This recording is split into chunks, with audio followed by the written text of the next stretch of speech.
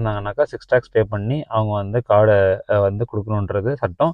இல்லீகலாக இருந்தாக்கா வந்து 12 லேக்ஸ் பே பண்ணி கார்டு கொடுக்குறதா சட்டம். சரிங்களா? ஸோ இப்போ என்ன பண்ணுறோம், நம்ம இப்போ வந்து முன்னாடி மாதிரி முன்னாடி ஆரம்ப காலகட்டத்தில் பார்த்தீங்கன்னா 2016, 17, 18 சாரி 18, 19 பார்த்தீங்கன்னாக்கா ஆள் கம்மியாக இருந்துச்சு.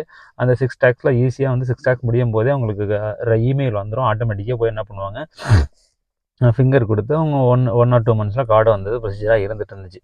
இல்லீகல்னாக்கா 12 மாதம் டேக்ஸ் கட்டி அவங்க இமீடியட்டாக வந்து அவங்களுக்கு ஃபிங்கர் வந்துடும், போய் கொடுத்துருவாங்க.